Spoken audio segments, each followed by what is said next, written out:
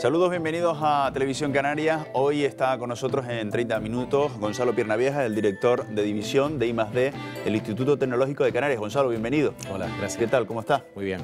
Bueno, vamos a dedicar unos minutos muy interesantes a hablar de energía en Canarias. De entrada le voy a hacer una pregunta que mucha gente se plantea. Mucha gente dice, bueno, pero ¿y por qué con tantos recursos naturales que tenemos en el archipiélago, con viento, con sol, por qué no nos cambiamos a las energías limpias? ¿Es posible eso, Gonzalo? Muy buena pregunta, porque se la hace mucha gente y hace falta pues que se explique bien eso. Es posible, pero no ya. O sea, es posible pues muy a medio plazo, ¿no? En Canarias tenemos pues eso, unos abundantes recursos naturales, mucho sol, mucho viento, pero tenemos unas condiciones que impiden que las energías renovables se desarrollen masivamente.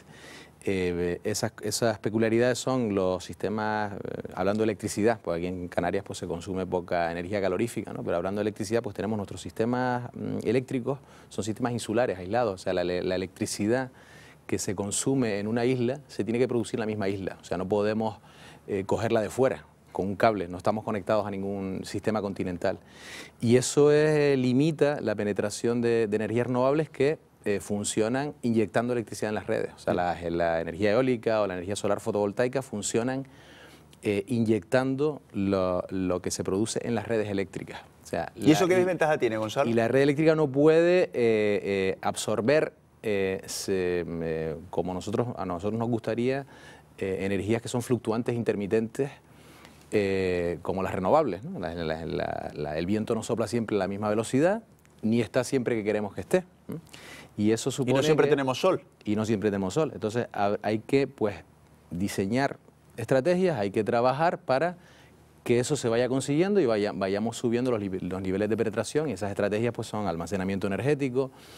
También sería conveniente predecir el viento y el sol, saber con cuánto sol o con cuánto viento vamos a disponer con cierta antelación para optimizar todo ese sistema, ¿no? ¿Yo puedo tener un aerogenerador y almacenar de alguna forma? ¿Existe un soporte tecnológico para yo esa energía almacenarla o eso todavía no existe? Los grandes esfuerzos en investigación ahora en el campo de las energías renovables están centrados en eso, en buscar sistemas que almacenen lo más eficientemente posible, lo más barato posible, energías renovables. Porque ahora mismo la producción de energía por los molinos de viento o por las placas fotovoltaicas a veces se pierde. En Canarias todavía no, porque todavía los niveles de instalación que tenemos de renovables son relativamente bajos, pero se podría llegar a perder si empezamos a instalar masivamente energías renovables. Habría que cortar la producción de los parques eólicos o cortar la producción de las instalaciones solares fotovoltaicas en los momentos en que la red pues no pueda absorberlos y se pudiesen producir pues eso, distorsiones o efectos indeseados en la calidad y la seguridad del suministro eléctrico, ¿no? De toda la energía, Gonzalo Piernavieja, que ahora mismo se consume en Canarias, ¿cuánta es energía limpia? Más o menos un 6%, 6 y pico por ciento viene de parques eólicos y parques solares fotovoltaicos. ¿Un 6%? Sí. ¿Y en comparación con otras comunidades o con otros países, cómo estamos? España ahora tiene una media que está en torno al 15%, 15-20%, pero hay que tener en cuenta que España peninsular tiene también la hidroeléctrica. Nosotros aquí todavía no tenemos la hidroeléctrica, perdón, entendida en el sentido de aprovechamientos de saltos de agua para producir electricidad a gran escala, ¿no? Como se dan pues, en el norte de la península, en sitios donde llueve mucho, ¿no? Pues hay que tener en cuenta que en la península se tienen esos recursos también. Nosotros tenemos el 6 y pico por ciento, pero aspiramos a corto plazo a tener más de 25%. El Plan Energético de Canarias, que es el instrumento que tenemos los canarios para planificarnos nuestra energía, pues el objetivo que persigue para el 2015 es muy ambicioso y es tener pues más del 25% de la electricidad en el 2015 que provenga de fuentes. ¿Y es posible eso, que en 2015 tengamos ese porcentaje? Es posible y todos estamos esforzándonos en eso, pues las administraciones públicas y los centros tecnológicos como en el ITC, pues nos estamos esforzando para que eso sea posible. Sí, y volviendo a lo de antes, aunque parezca mentira, En el año 2010, finalizando en 2010, todavía no hay un sistema de almacenamiento de energía. Bueno, hay muchísimas tecnologías en las que se está trabajando para almacenar energía a diferentes escalas, tanto en tamaños, ¿no? La cantidad de energía que podemos almacenar, como en periodos de tiempo. Muchas veces pues, puede ser interesante pues, almacenar energía en cortos periodos de tiempo, ¿eh? Y otras en largos periodos de tiempo, estamos hablando de horas o incluso días, ¿no?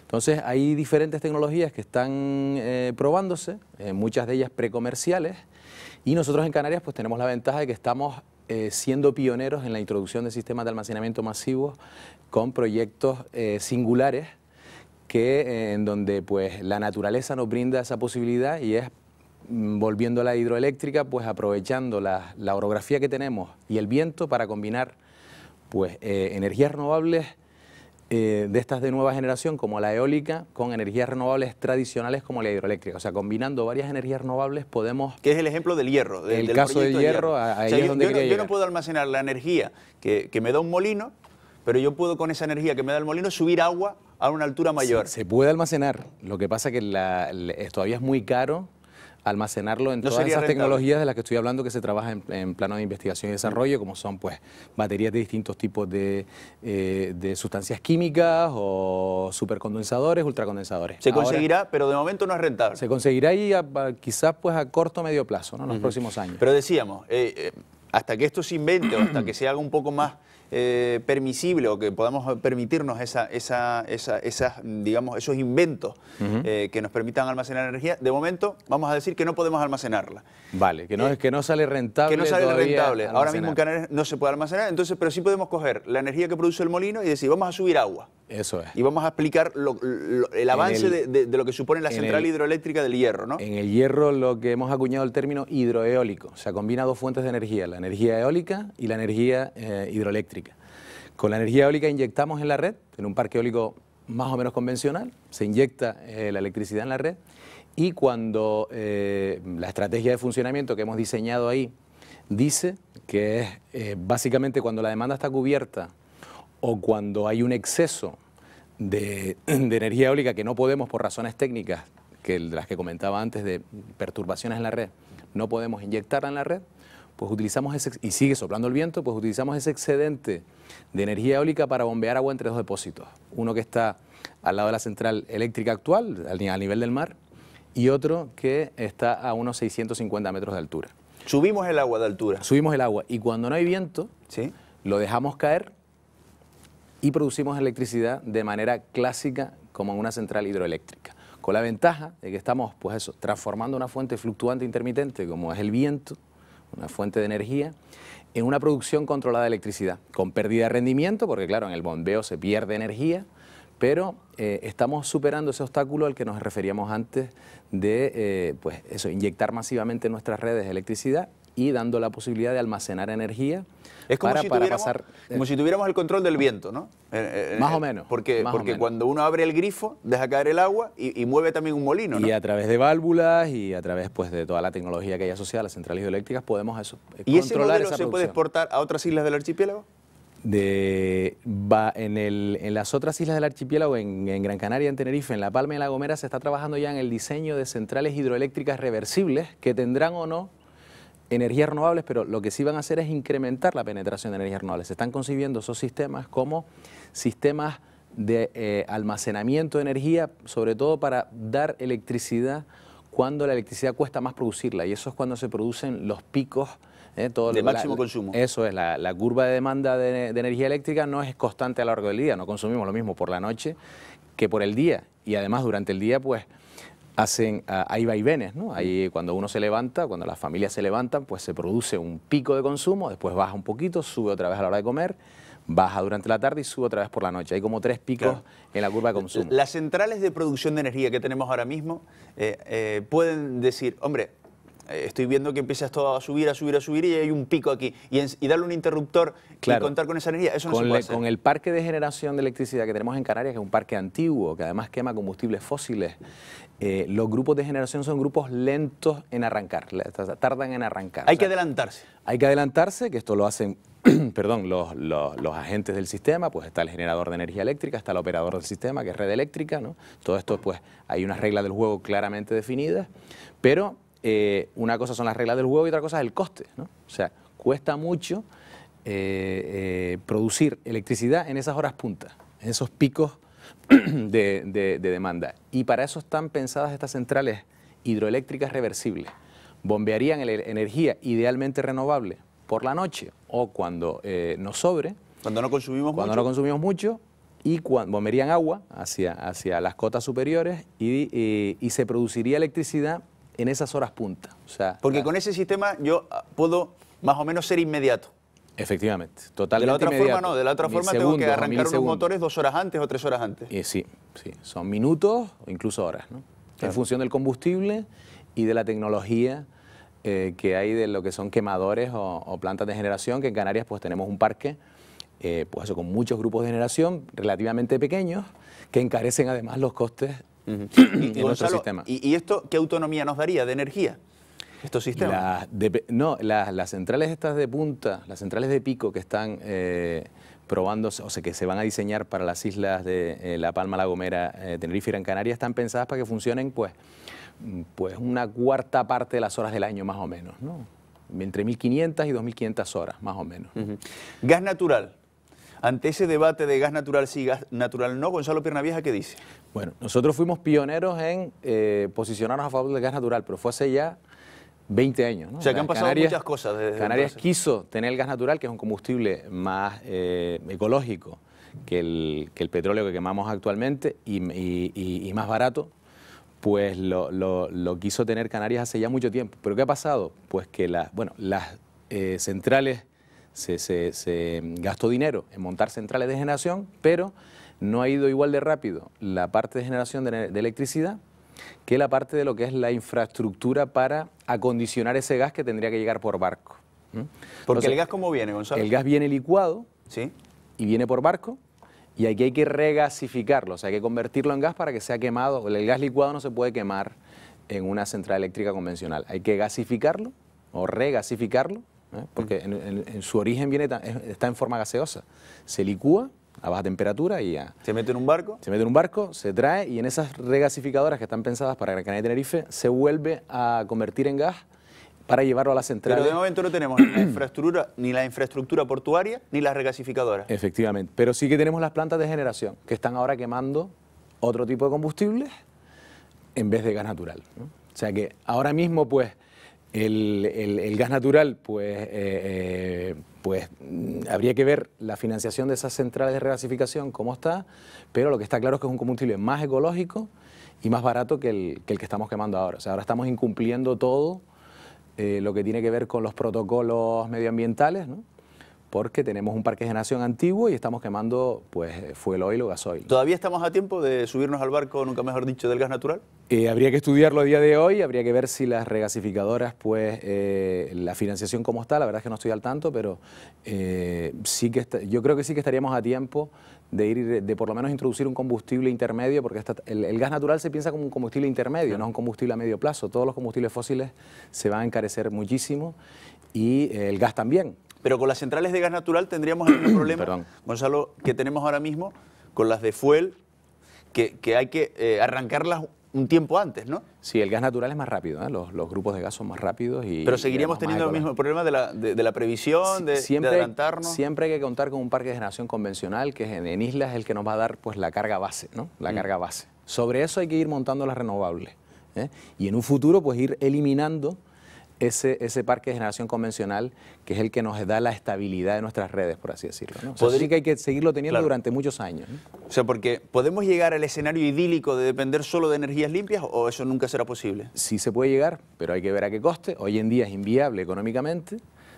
tecnológicamente podría ser viable, pero hoy en día es inviable tecnológicamente, ¿no? O sea, la aspiración es ir a modelos 100% renovables. Nosotros en el ITC pues diseñamos estrategias para modelos 100% energías renovables. En el Hierro pues estamos colaborando, tenemos otros proyectos en otras islas para ir incrementando esa penetración de renovables, idealmente acercarnos al 100% en aquellas islas donde se pueda, ¿no? Va a ser más difícil en islas grandes como Gran Canaria y Tenerife, pero en el Hierro, en La Gomera y en La Palma pues es un objetivo factible en el medio plazo.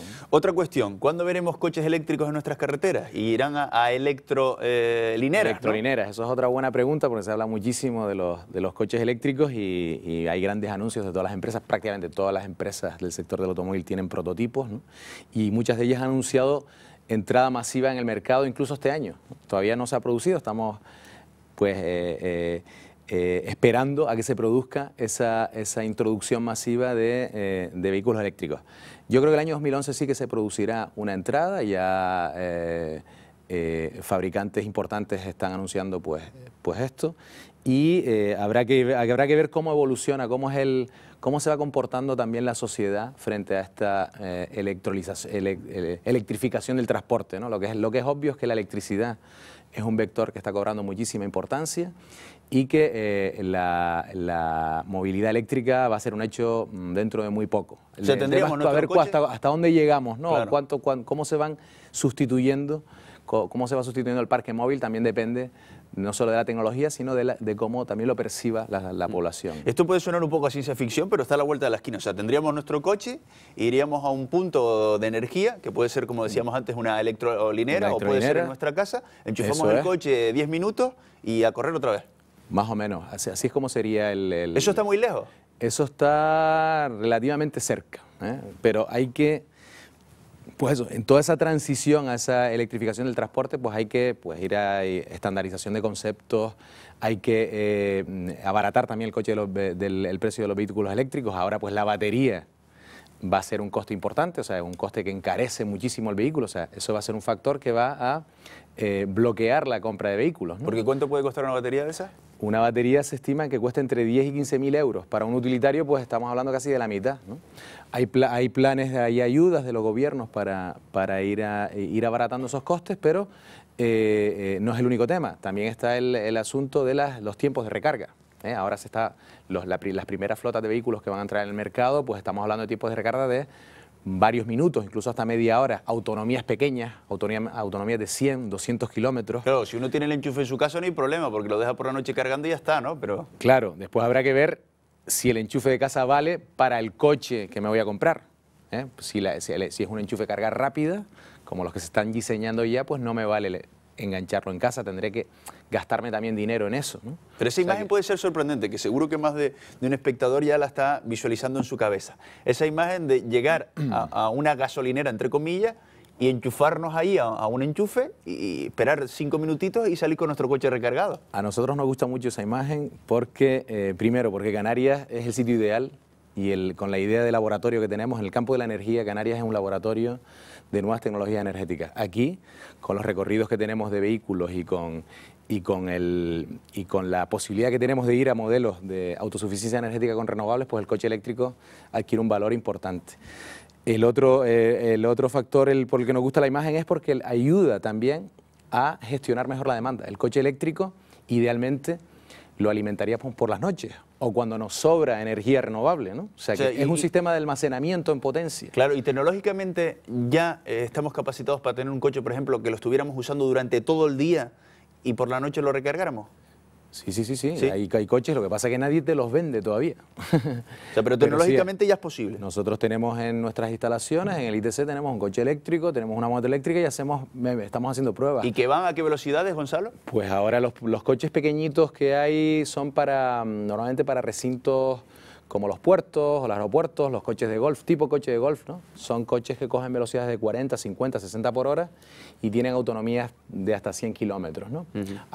Pero ahí ya hay en el mercado primeros vehículos para flotas pequeñas. Claro, pero vamos, que si los fabricantes de coches quisieran, ya hay tecnología para tener un coche que puede ir a 100 kilómetros por hora o más, que esté todo el día caminando.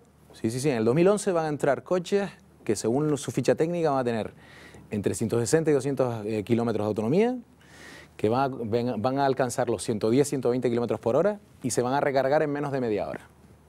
O sea que eso va a estar en el mercado a un coste superior por el coste de la batería, pero van a estar en el mercado. ¿No interesa apostar por este tipo de vehículos y hay algunos interesados en seguir con los combustibles fósiles?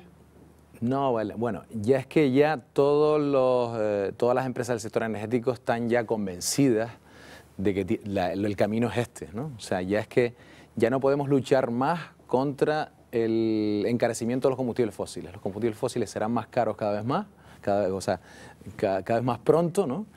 Y ya las empresas energéticas son conscientes de eso, o sea, todas las empresas energéticas y las empresas del sector del automóvil ya están metiéndose por este camino, ¿no? Y alguien puede pensar, Gonzalo, mientras en Canarias no cambiemos del actual modelo que se basa en los combustibles fósiles a las energías limpias, ¿qué sentido tendría tener los coches eléctricos? Porque seguiríamos tirando de producción a través de... Bueno, pero ahí estamos, ¿no? Estamos todos, estamos los centros tecnológicos, está el gobierno de Canarias, está la sociedad también, y hace falta todavía, pues, un poquito más de consenso, ¿no? En Canarias tenemos, no es solo la tecnología o la voluntad de ciertas personas la que marca el futuro, ¿no? Está, pues, el tema de los costes, el tema que comentaba antes de la fragmentación de nuestro territorio, las peculiaridades de nuestros sistemas insulares y la falta de suelo. Aquí, pues, lo vimos antes con las regasificadoras, ¿no? Aquí para colocar una central eléctrica nueva, pues es una decisión que requiere mucho consenso. Hay instrumentos de planificación territorial complejos, los ayuntamientos y los cabildos tienen que elaborar una serie de planes, o sea, es un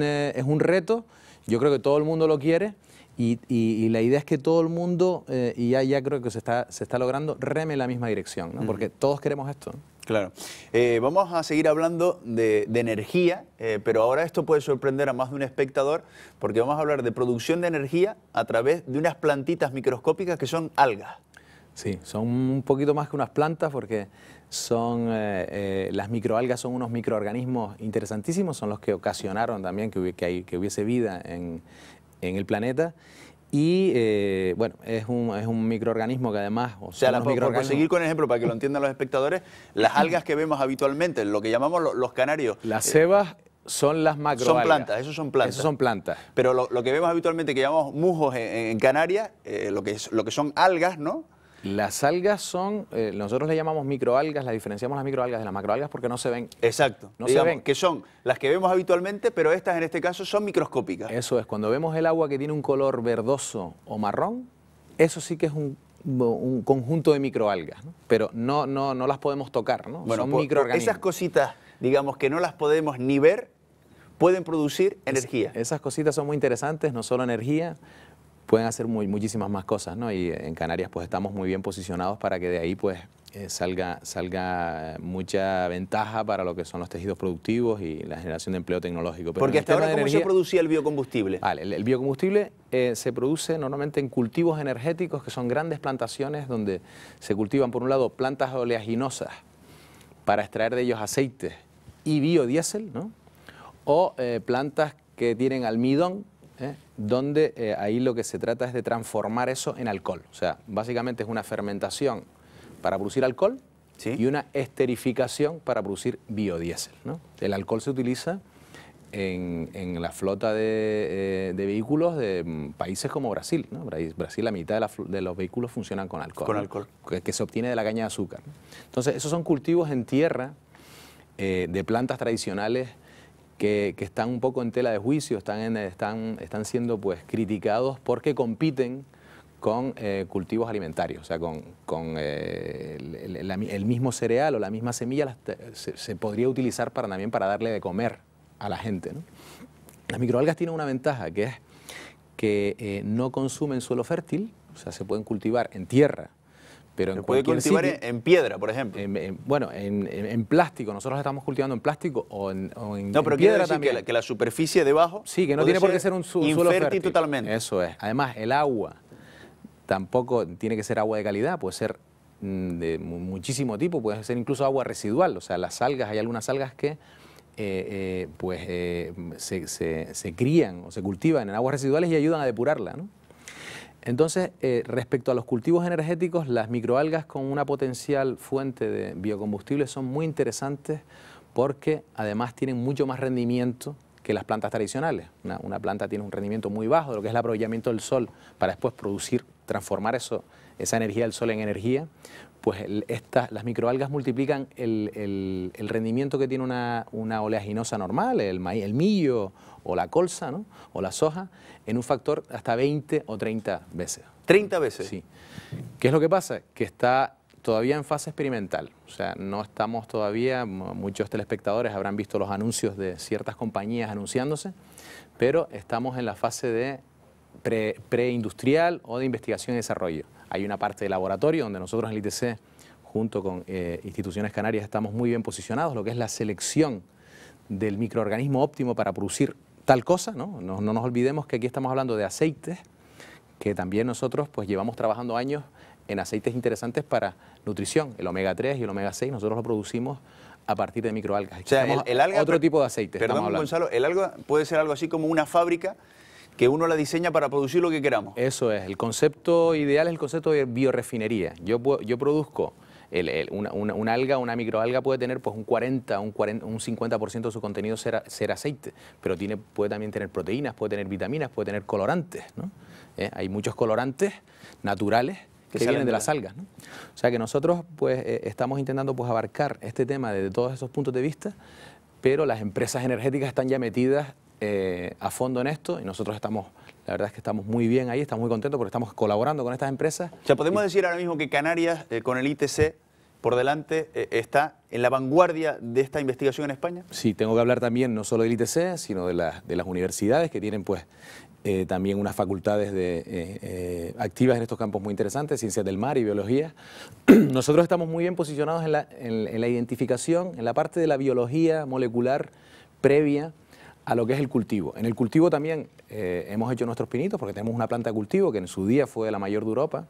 Ahora estamos asesorando a estas grandes empresas en la construcción de las grandes plantas de cultivos que van a demostrar la viabilidad comercial de esta producción masiva de biocombustible. Estamos hablando de superficies, estamos hablando el otro día pues que tuvimos una jornada con todo este sector aquí en Canarias, que 10 hectáreas sería el tamaño mínimo para ver si realmente esto tiene sentido desde el punto de vista comercial. Si 10 hectáreas, si 10 campos de fútbol. Eso es, si podemos producir, este sería el piloto, pero después las plantas que se están construyendo en la península tienen hasta 200 y 300 hectáreas. O sea que ese sería el piloto previo para ver si esto tiene sentido. El objetivo es producir el futuro diésel o el futuro gasoil o la futura gasolina a precios por debajo de €1 el litro, ¿no? Que es ahora pues lo que puede costar o lo que puede costar dentro de poco. Porque si no, el combustible si no tuviera ese precio no interesaría, ¿no? Claro, hay que diseñar pues esas instalaciones, esas plantas de cultivo, esas plantas de producción, pues pensando en ese objetivo de costes, ¿no?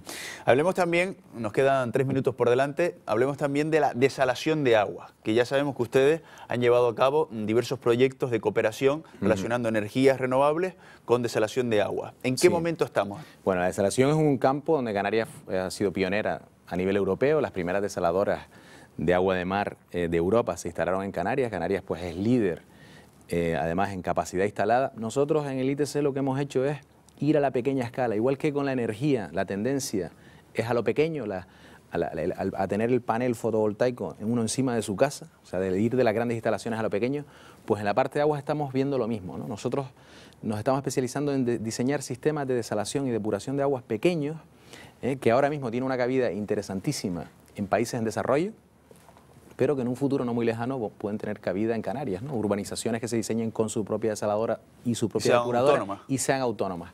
Ese es el objetivo pues también de todas las políticas europeas. Europa también quiere que en un futuro las casas se diseñen con el concepto de cero emisiones, cero energía, o sea, autosuficiencia, ¿no? Por cierto, una aclaración que lo acabo de comentar y puede ser interesante. ¿Yo puedo ahora mismo instalar en la azotea de mi casa un panel fotovoltaico? Sí, sí se puede. ¿Es rentable?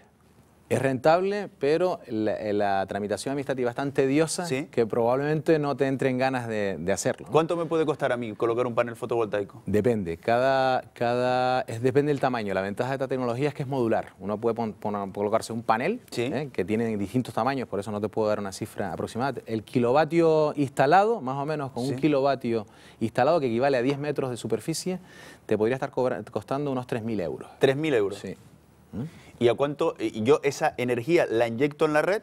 La inyectas y cobras un precio superior al de la factura eléctrica por la que tú pagas. O sea, digamos que la empresa eléctrica me pagaría a mí. Eso es. Entonces, con las primas ahora que están bajando, las primas es lo que te da, lo que se te da por esa venta de energía eléctrica, puedes recuperar esa inversión en Canarias en plazos razonables, plazos en torno a los 10 años, O sea, que se considera una inversión de futuro. O sea, en 10 años tendría otra vez en mi bolsillo los 3.000 euros. Eso es, pero hay que tener en cuenta que los precios de la electricidad convencional subirán y los precios de estas tecnologías de energías renovables bajarán. O sea que dentro de muy poco va a ser rentable que podamos nosotros producir nuestra propia energía, y eso es lo que siempre y aspiramos. cuando resolvamos el asunto de los trámites burocráticos, ¿no? Efectivamente, vamos a ver si también todos remamos a la misma dirección y podemos conseguir eso. Desde luego un mundo apasionante, el de la energía, y nos jugamos muchas cuestiones, sobre todo ahora que estamos en tiempos de crisis y hay que ahorrar de todos lados, ¿no? Pues sí, eso es lo más importante, ahorrar. A ver si somos capaces de desarrollar todos estos proyectos que nos ha presentado hoy Gonzalo Piernavieja, que es el director de división de I+D del ITC, del Instituto Tecnológico de Canarias. Gonzalo Piernavieja, gracias por la visita a 30 minutos. Gracias a ustedes por invitarme. Y que salgan adelante todos esos proyectos, a ver si la próxima vez los podemos presentar aquí ya como que han funcionado y que son operativos. Gracias también a ustedes por su atención. Les esperamos en otra entrevista en 30 minutos. Que lo pasen ustedes bien y tengan un buen día.